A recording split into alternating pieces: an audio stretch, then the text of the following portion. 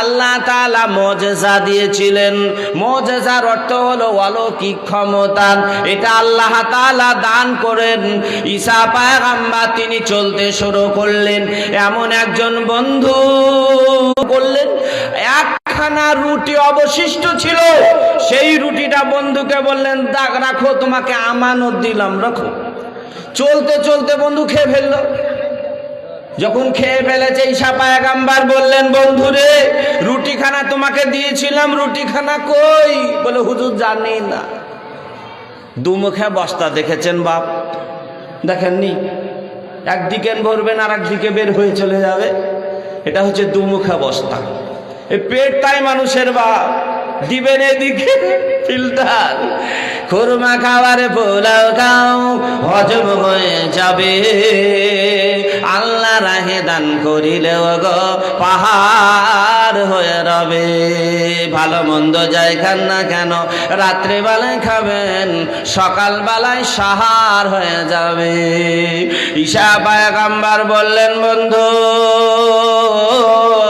ওই রুটিখানা তোমাকে দিয়েছিলাম, সেই রুটিখানা কোথায়? বলে হুজুর বলতে পারবো না। ঈসা পয়গম্বরের মুজিজা আল্লাহ দান করলেন, জমিনে যারা বেশি লোভ করবে তারাই ধ্বংস হয়ে যাবে। এইটাই আপনাদের বুঝাতে চাই।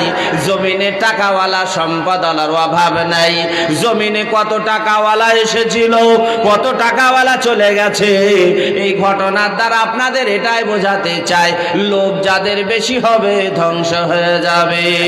ঈসা পয়গম্বর বললেন, বন্ধু এই রুটিখানা তোমাকে আমি দিয়েছিলাম, রুটিখানার খবর নাই, তাহলে তুমি দেখো আল্লাহ আমাকে ক্ষমতা দান করেছেন। তিনি জমিনে বসলেন, মাটি তুললেন, মাটি তোলার পর ফু দিলেন, ফু দেওয়ার সঙ্গে সঙ্গে পাখির বাচ্চা তৈরি হয়ে গেল। একবার জোরে জোরে বলেন সুবহানাল্লাহ। কিচির মিচির করে আকাশে উড়ে চলে গেল। ওই রুটি যে খেয়েছিল সে বলল, হুজুর আল্লাহ এত ক্ষমতা আপনাকে দান করেছেন, মাটি থেকে পাখির বাচ্চা? বলে হ্যাঁ এটা দিয়েছে। বলো রুটিখানা কে খেয়েছে বলো? বলে না বেচারি, এমন খিদার তাড়না, খেয়ে নিয়েছে আর বলা যায়? তারপর পয়গম্বর বলা যায়? বললেন না। ঈসা পয়গম্বর চললেন, দেখলেন এটা ইসরায়েলি রয়াত, মাওলানারা বুঝবেন, আপনারা অত বুঝবেন না। ইসরায়েলি রয়াতের মধ্যে এসেছে হরিণের বাচ্চা সুন্দর পাহাড়ের পাশ দিয়ে তুড়ুক তুড়ুক করে লাফিয়ে লাফিয়ে বেড়ায়, উকি মারে আর আবার মাথাটা লুকিয়ে নেয়। ঈসা পয়গম্বর দেখলেন, বন্ধুও দেখলো।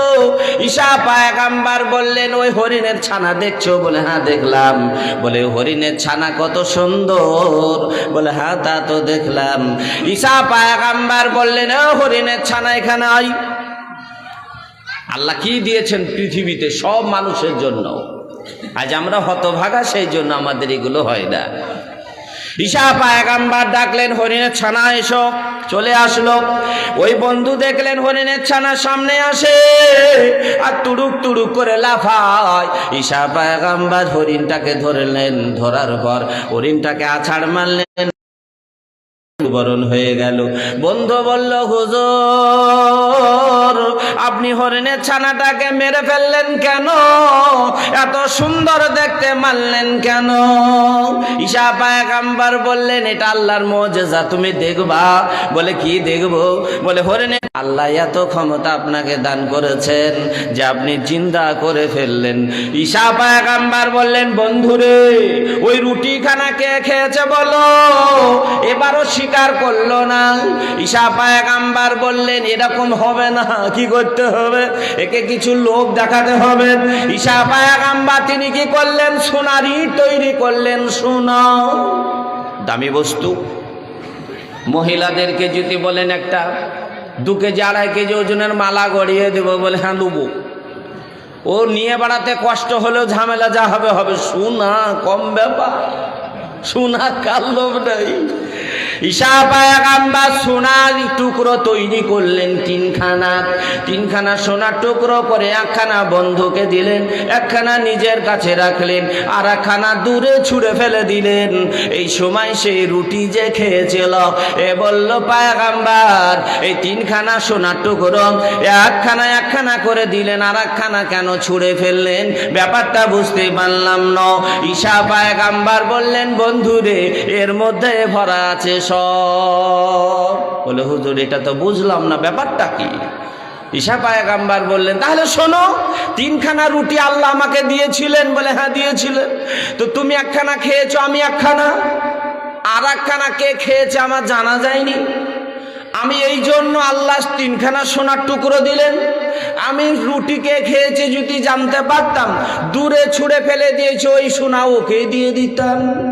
যে বেচারা রুটি খেয়েছে সে বলছে বলবো হুজুর, কিন্তু পয়গম্বরের সামনে বলতে হতো, লজ্জা পাই, চোর হয়ে যাবে। কিন্তু লোভ বাবা মানুষের কত, লোভের কারণে ধ্বংস হবে আসছে সামনে। ঈসা পয়গম্বর বললেন, বন্ধুরে ওই রুটি খানা যদি কে খেয়েছে জানতে পারতাম, সোনার টুকরো খানা তাকে দিয়ে দিতাম।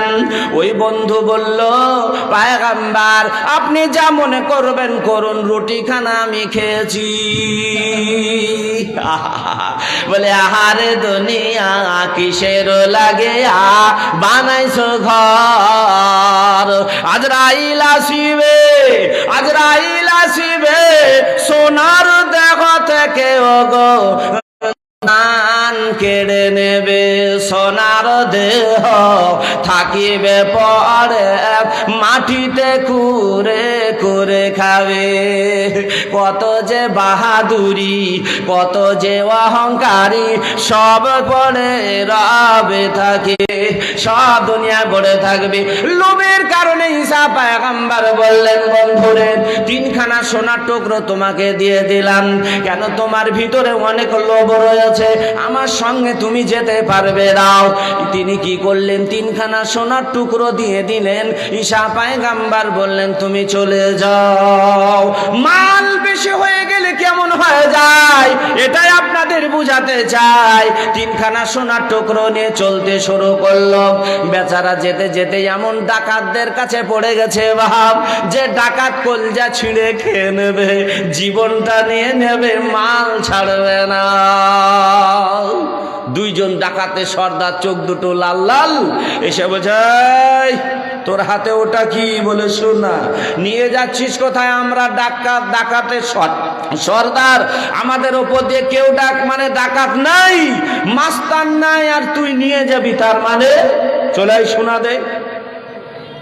বলে, ভাই আমি রুটি চুরি করে খেয়ে সোনা পেয়েছি, তোমাদের দেবো। তো দেখা যাচ্ছে জোরে পারবো না, জানটাই হয়তো চলে যাবে। তা কাজ করো ভাই, তিনখানা সোনা তুমি আমি ওরা তিনজনা, তাহলে কাজ করো, একখানা করে ভাগ করে নেব, করে পাও 14 আনা, যা পাই তাই লাভ। তিনজনে ভাগ করার কথা হইল। এই সেই ঈসা পয়গম্বরের বন্ধু বলে দিয়েছে, ও ডাকাতদের সর্দার দুই ভাই শোনো, আমার বড় খিদা পেয়েছে, রুটি চুরি করে খেয়েছিলাম, এই জন্য সোনা পেয়েছি, একটুখানি খাবারের ব্যবস্থা করে দাও। যদি খাবারের ব্যবস্থা করে দাও, এই খাবার খেয়ে আপন আপন চলে যাব, কোনো ঝামেলা নাই। ডাকাতদের মধ্যে একজনকে পাঠানো হলো বাজারে। এই বাজারে যে মনে মনে করে যে এই দুইজনকে যদি বিষ খাইয়ে মেরে দিই, শোনা গেল আমার। দুনিয়ায় মানুষ দেখেন কি অবস্থা।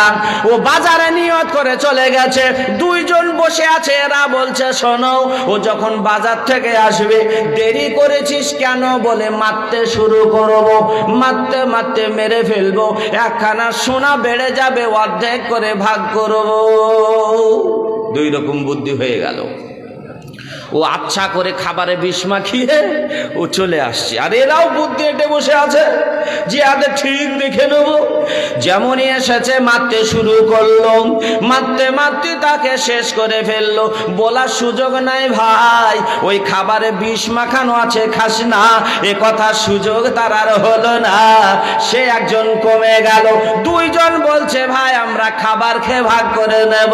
দুইজনে খাবার খেলো, মুরগির পায়খানা দুনিয়ার মতো সাদা পায়খানা, স্বর্গের সাদা পায়খানা শুরু হয়েছে। কেউ আর বাঁচবে না, বাঁচবে না। দুইজনে তিনজনে একই সঙ্গে ওই সোনার কারণে মৃত্যুবরণ করলো। ঈসা পয়গম্বরকে আল্লাহ বলছেন, ঈসা একটু পিছন দিকে মুড়ে যাও। দেখলেন তিনি নাম ধরে ডাক দিলেন সে বন্ধুর, বলে কুম বিজিনিল্লাহ, আল্লাহ নিশানায় তোমরা উঠে পড়ো, সারা পৃথিবীর মানুষকে দেখানো হবে। তারা উঠে পড়ল।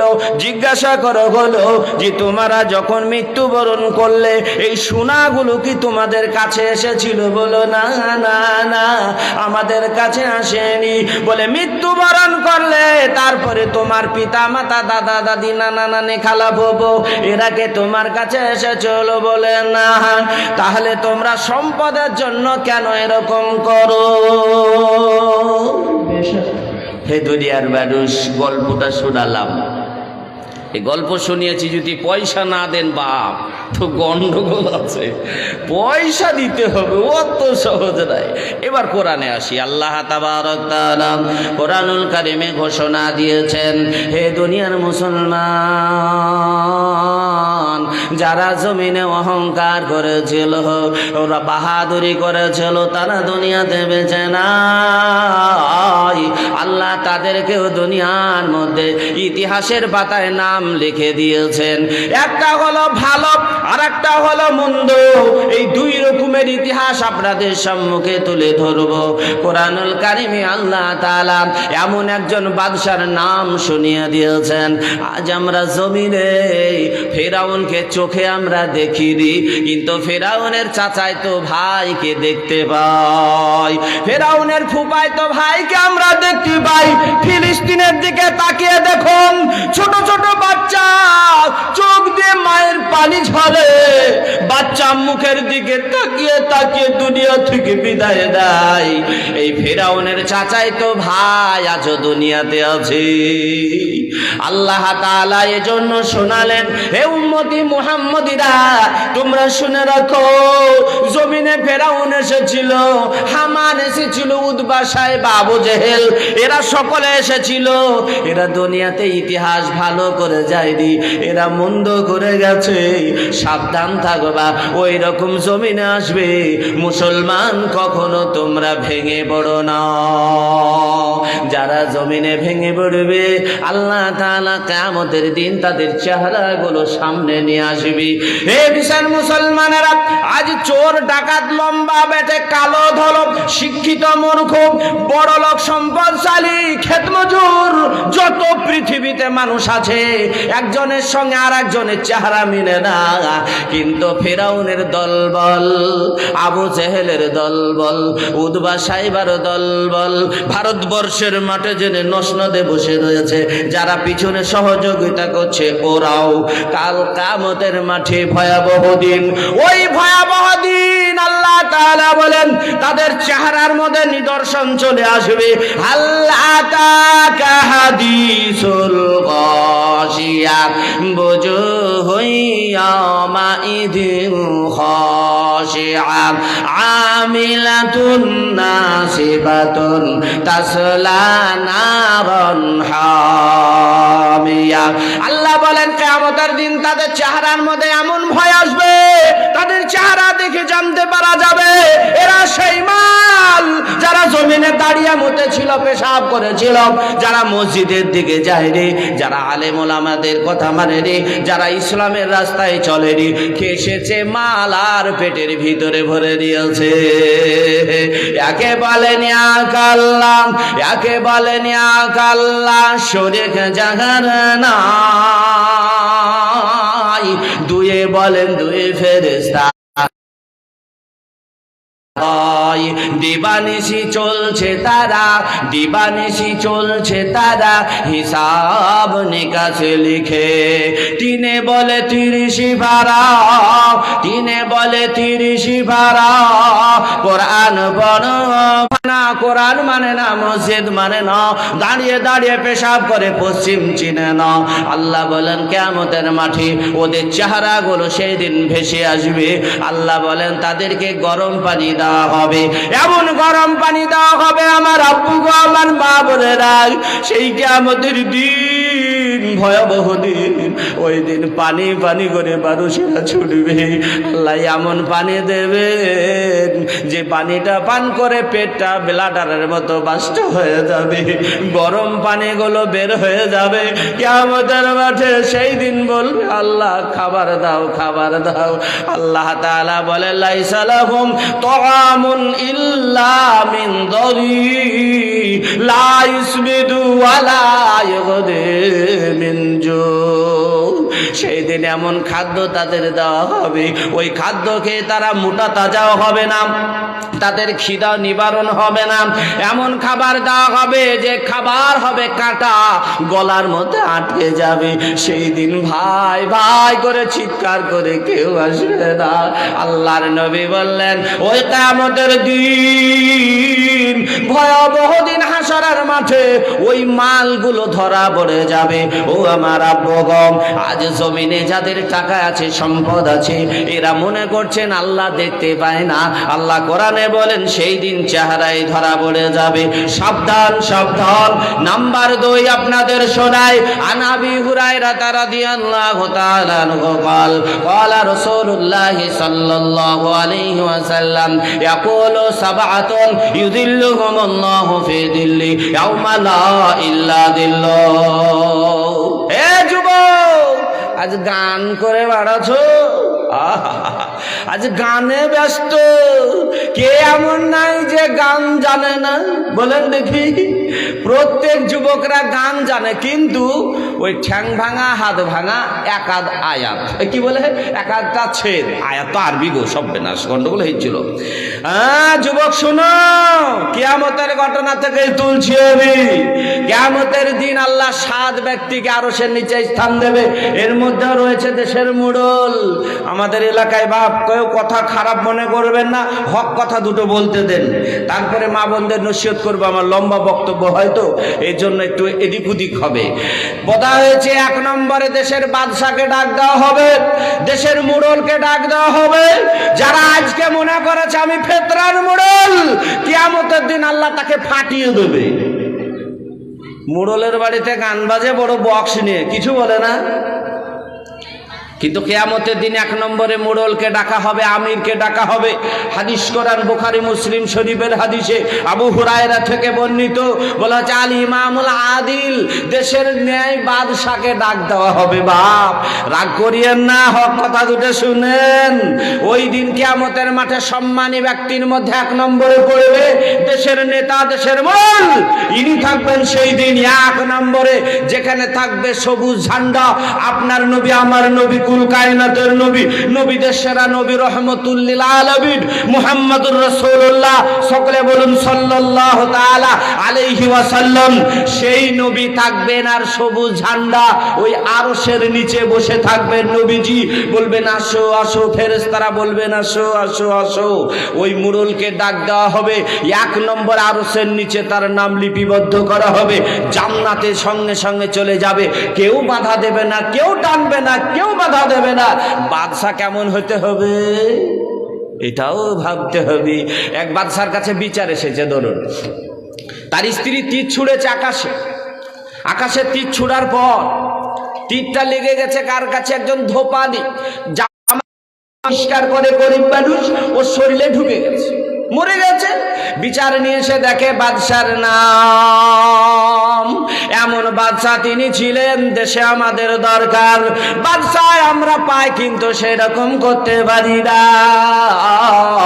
ওই বাদশার তীরটা হাতে নেওয়ার পর দেখলেন এই তীর আমার কাছে থাকে, এই ফলা আমার কাছে থাকে, আমার স্ত্রী ছাড়া কেউ এটা ব্যবহার করবে না।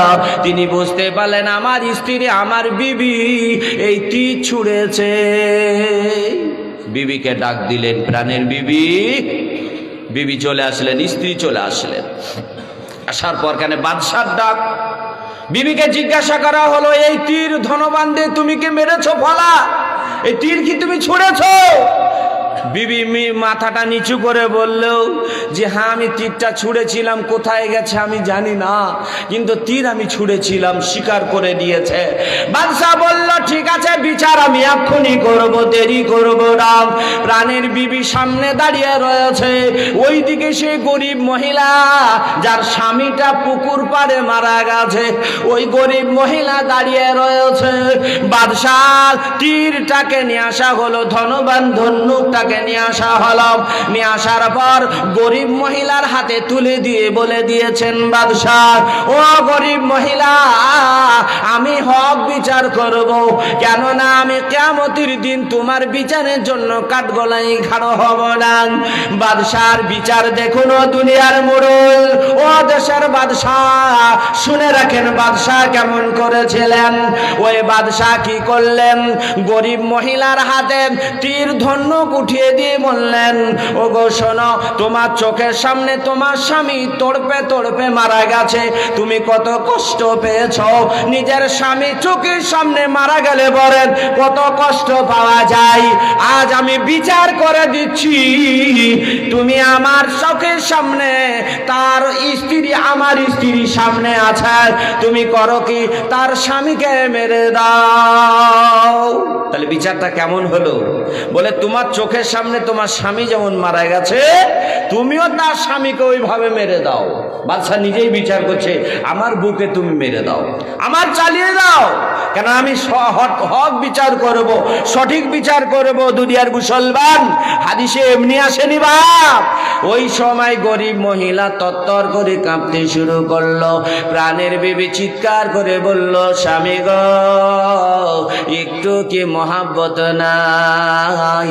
এতদিন ঘর সংসার করলাম, সব সময় ঘরের মধ্যে থাকলাম, একটুখানি ভুল হয়ে গেছে, এর জন্য কিছু পয়সা দিলে তো হয়ে যেত, একটু কি ভালোবাসা অন্তরে নাই? প্রাণের বিবির দিকে তাকিয়ে বাদশার চোখ দিয়ে পানি ঝরে যায়। বলতে বলতে বাদশা বলে দিলেন, ওরে প্রাণের বিবি, আমি নবীর ভালোবাসায় এক পাল্লায় চাপালাম, তোমার ভালোবাসায় এক পাল্লায় চাপা